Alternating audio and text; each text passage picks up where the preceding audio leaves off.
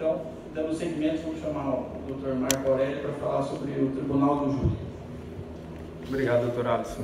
Como o tempo é curto, prometo ser o mais breve possível, mas sem deixar de lado algumas questões que eu julgo importantes na advocacia dativa e no Tribunal do Júri, principalmente.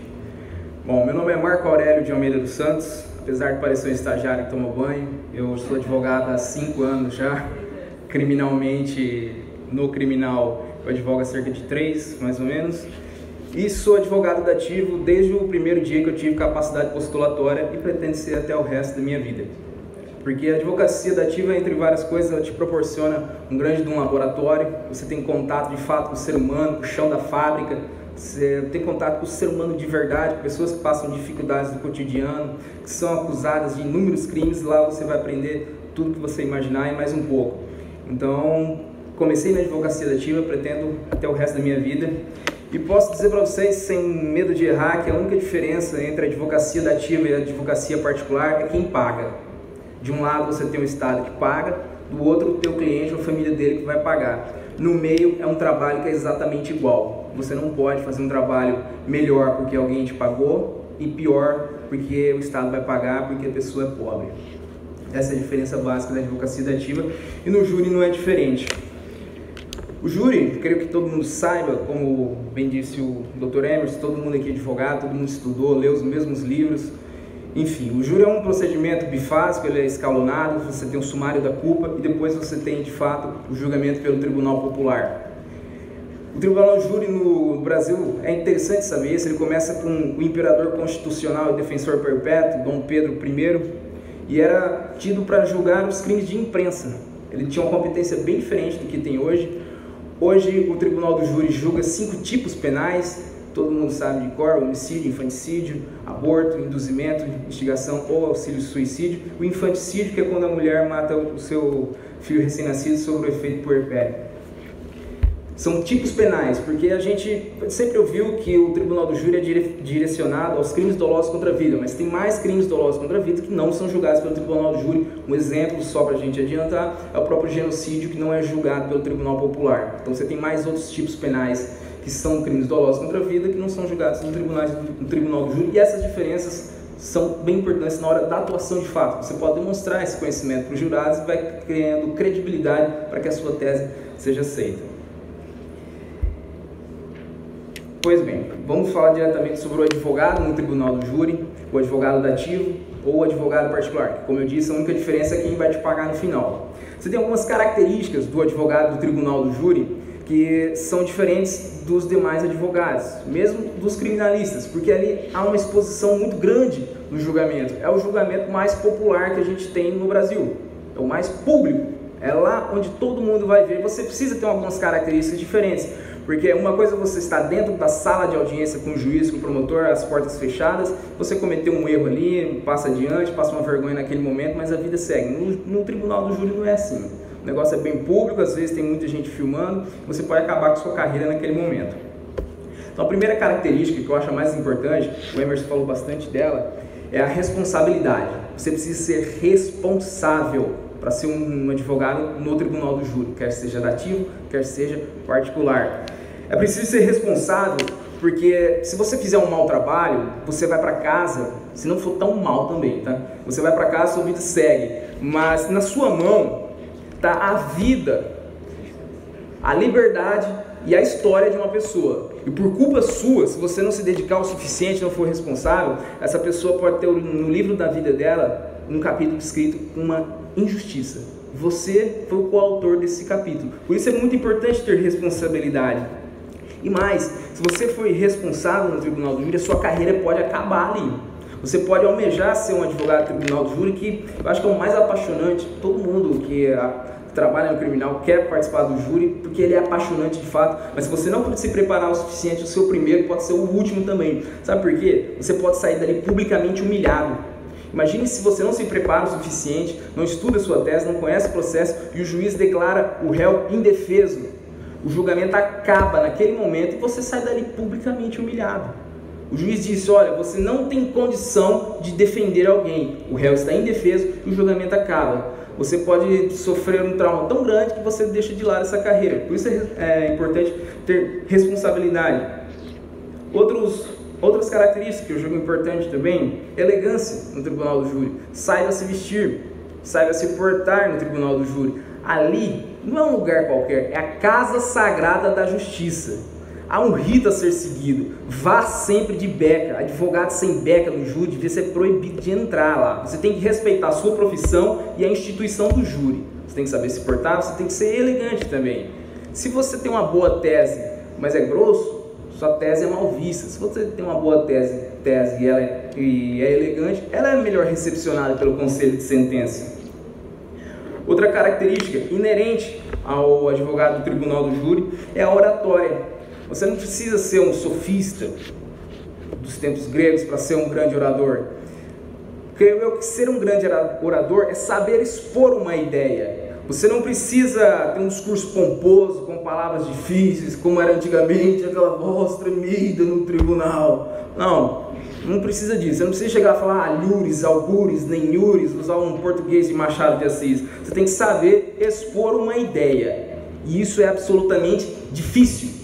É difícil você ter a ideia, é mais difícil ainda você entender a sua ideia e muito mais difícil expor a ideia e principalmente de maneira organizada. Esse é o grande diferencial, creio eu, do advogado do tribunal do júri, é o que tem feito a diferença nos meus trabalhos no tribunal popular. É você saber a própria ideia. Faça um exercício com você mesmo, quando você for lá no júri, ou pegue um caso qualquer. Pega, sei lá, o livro dos Nardones, começa a ler, que eu vi que você está lendo. Já terminou? Enfim, imagine uma tese. Você imaginou essa tese? Agora imagina que alguém está contando para você. Muitas ideias morrem nesse filtro de tão absurdas que são.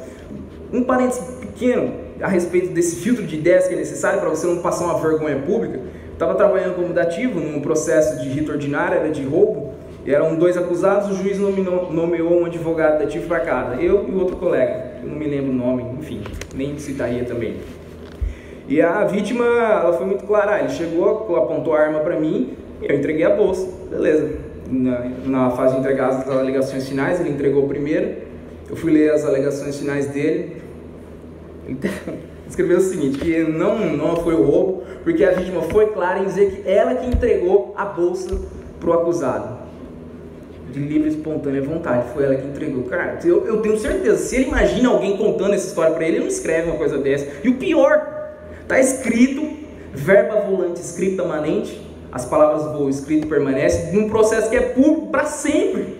Nunca mais ele vai conseguir apagar isso. Mas se ele tivesse a capacidade de imaginar alguém contando essa tese para ele, ele ia ver tão ridículo e absurdo que era e não teria feito isso. Então, exercitem isso também antes de ir para um tribunal do júri. E uma maneira muito boa de se exercitar a oratória, além de você ler muito, ter conhecimento de várias histórias, na primeira oportunidade que você tiver de contar a história também, parece coisa de louco, mas é falar sozinho. É a única maneira que você vai encontrar para ir treinando. Ou será que a gente tem evento suficiente para ficar falando? Não tem. Quando eu ando de moto, por exemplo, você é um lugar absolutamente sozinho. Você está ali com um capacete, eu vou treinando.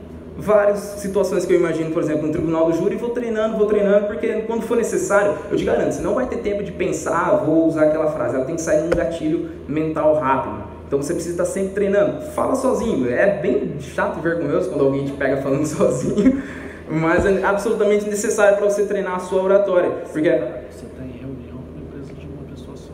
Pois é, um diálogo com uma pessoa inteligente, pode ser. Enfim, isso é necessário porque você precisa estar treinado.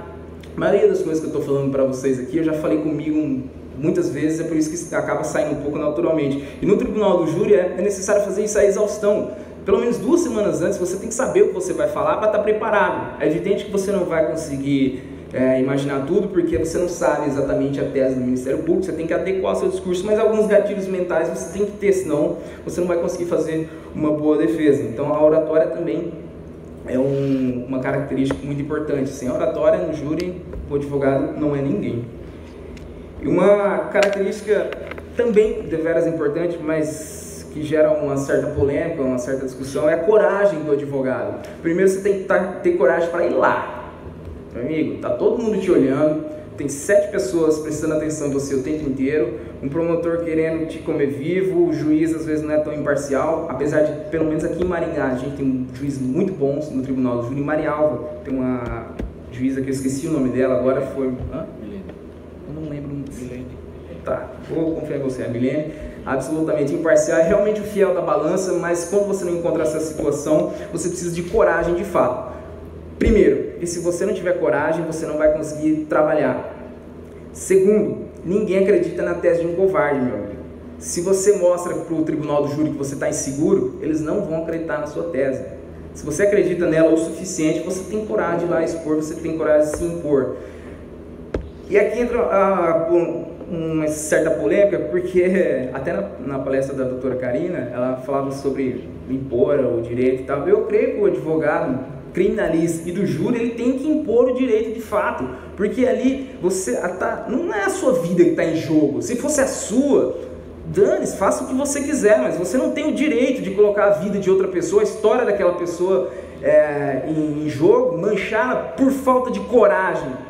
Ele não deve, o seu cliente, o seu assistido, ter a vida manchada porque você se acovardou. Olha, faça um exame. Será que você ama o seu próximo o suficiente para enfrentar uma autoridade que está sendo despótica naquele momento?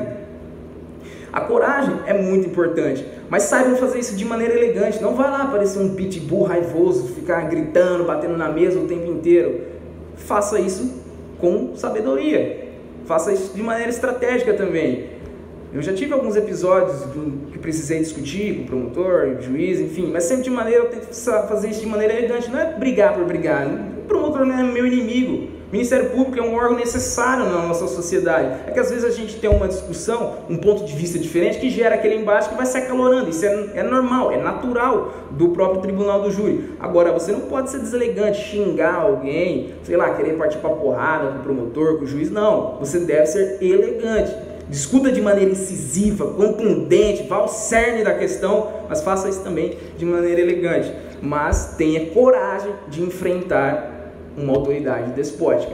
Porque, por exemplo, no tribunal do júri, as nulidades que surgem no decorrer do julgamento, você tem que alegar na hora. Se você deixar passar, já era. E às vezes, para você conseguir alegar, você precisa de uma discussão mais acalorada. Você não pode ter medo de fazer, porque se você fizer, alguém vai ser prejudicado por isso.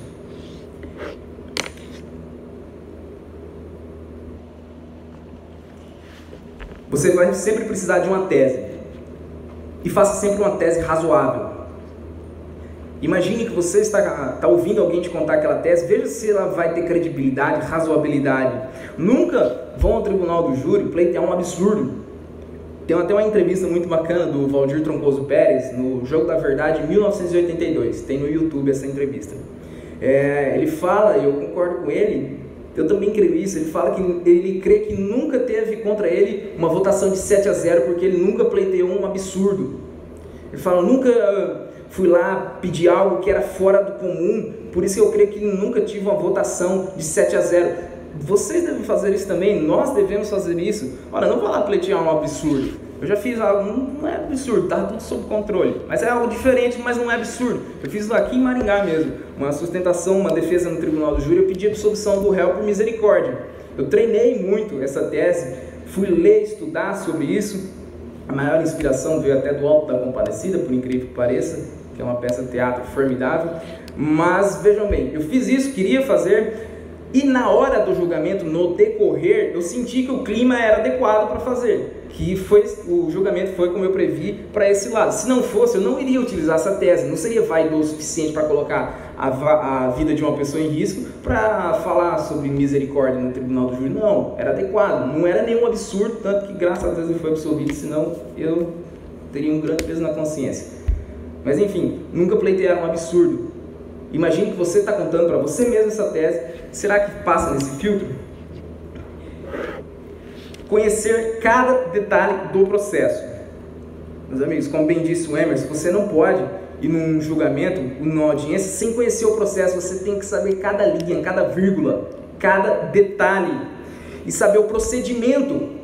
Cada tipo de crime tem um procedimento. Você tem um procedimento comum, ordinário. No tribunal do júri tem um rito especial. Você deve saber de cor. Saber o procedimento é o mínimo. Se você quer jogar o jogo, você tem que saber as regras do jogo, até para impedir que alguém as desrespeite. Saber o procedimento também é o mínimo. Você tem que saber as regras do jogo, saber os detalhes. Algo que é muito importante em processo do tribunal do júri, que as pessoas deixam passar despercebido, são laudos de perícia. É absolutamente importante você saber por que a pessoa morreu, qual foi a causa da morte, o que aconteceu, o que não aconteceu. Tive casos, isso foi no norte, no Acre, eu morei 2 anos lá, foi lá onde eu conheci o tribunal do júri e me apaixonei. Em que eu conseguia resolver o caso no tribunal do júri, porque o laudo era simplesmente mal feito. Veja, era um caso de uma pessoa que levou uma facada e o instrumento, o perito disse que foi um instrumento contundente. Não dá! Então você precisa saber medicina legal, você precisa saber quais instrumentos, se é perfurante, se é contundente, pérfuro cortante, pérfuro contundente, você tem que saber as feridas, o corpo fala como morreu. É possível saber quando morreu, há quanto tempo, de que maneira, se houve uma qualificadora ou não. Você precisa conhecer esses detalhes, você precisa comer o processo, você precisa saber discutir isso, porque é um ponto absolutamente importante. Veja, você vai tratar de um homicídio e não sabe discutir um laudo de homicídio, para saber por que a pessoa morreu, você está despreparado. Se você está despreparado, você coloca a vida de outra pessoa em risco por conta do seu despreparo. Isso não deve acontecer. Pois bem, já caminhando para o final, porque o tempo é curto. Como eu disse no início, o tribunal do júri ou qualquer outro tipo de advocacia não é diferente da advocacia dativa da advocacia particular. Se você recebe R$1 milhão de honorários e defende bem aquela pessoa e na hora do dativo você defende mal, você defende alguém que é pobre, que não tem condições de pagar pela sua defesa de maneira porca, você deve sair da advocacia, porque aqui não é lugar para você. A advocacia é feita para defender pessoas. Nós somos a última barreira entre a injustiça do Estado e aquela pessoa que não tem ninguém por ele, na maioria das vezes só tem você, que foi nomeado para aquele processo, então você deve ser o baluarte da defesa naquele momento. É preciso ter responsabilidade, é preciso defender aquela pessoa como se valesse R$1 milhão, pode não valer, mas a experiência daquele julgamento, tenho certeza que você vai levar para o resto da sua vida e pode ser um aprendizado que você vai utilizar num grande julgamento. O tribunal do júri é espelho, é vitrine, na verdade, daquele processo que você está servindo como dativo, que vai receber sei lá quando, mas recebe, pode sair dali um contrato bom para ti, porque alguém pode estar te assistindo. Então é preciso fazer sempre com gosto. E por fim mesmo.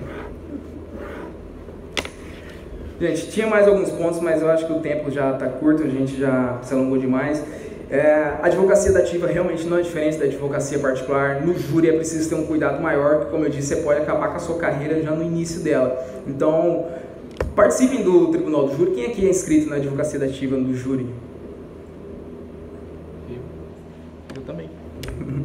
Isso é bacana, participe, que é uma experiência muito boa, mas façam sempre com responsabilidade, é uma experiência marcante. Enfim, se for aberto para perguntas, vou responder perguntas e estou à disposição de todos. Não sou o melhor advogado do mundo, não tenho a maior experiência. Conheci um advogado no julgamento em Marialva uma vez, um velhinho, ele tinha uma marca de 700 e tantos júris. Não sei se era verdade, mas o número impressiona. Enfim, mas estou à disposição de vocês para poder ajudar, para tirar dúvida, a qualquer momento, estou à disposição. Obrigado.